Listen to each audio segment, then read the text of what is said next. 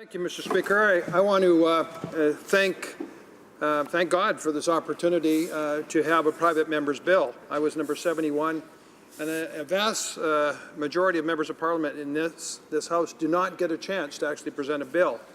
It's around 45 bills a year. Here we are 2 years in, and number 71, mine. I now have the opportunity to close debate on this important bill. So I also want to thank, in my office here in Ottawa, Megan, Liat, Mackenzie, and Maxime for their support in preparing for today in my riding of Langley, Annette, Rebecca, and Jane for their support, and of course my wife Diane. We've been married 45 years this month, and the wisdom that I have from her and her support, I couldn't do this job without her. So thank you. So it's really important that, Speaker, that we have a bill that means something, that's not meaningless. So I consulted with my constituents, and overwhelmingly I heard support for this bill, 342, that fundamentally says it's wrong, it's unfair to charge taxes on taxes. It is. And Canadians understand that. Unfortunately, many in this House do not. The government has a legacy of broken promises and saying one thing and doing something else.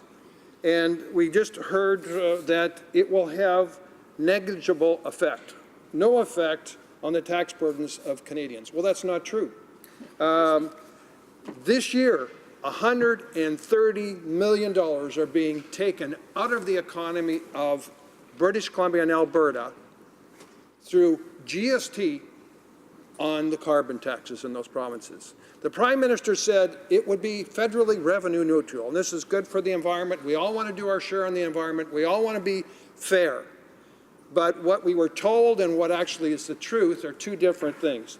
This will have an impact, $130 million this year being sucked out of Alberta and British Columbia. Next year it'll be $250 million, and that's just for the western provinces.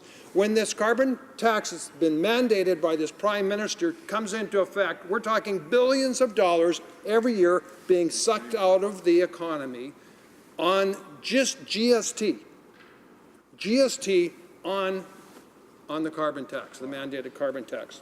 Now, we heard from the Liberals that we need fair taxes and that this would not be fair to not tax a tax on tax. Now, that's really hard for me to grasp, and I don't even really want to try to grasp that it's fair to charge taxes on taxes, and to stop this would be unfair. To say that the GST is a tax on goods and services, a carbon tax, is it a goods? No. It is services? Well, I guess in the Liberals' mind, a tax is a service to Canadians. But Canadians don't believe that, Mr. Speaker, and it's unfair to charge a tax on tax. Mr. Speaker, the Prime Minister promised it would be revenue neutral. This is what the Canadian media is saying. Tim Powers of the Power and Politics said it's not revenue neutral when you're applying a second tax.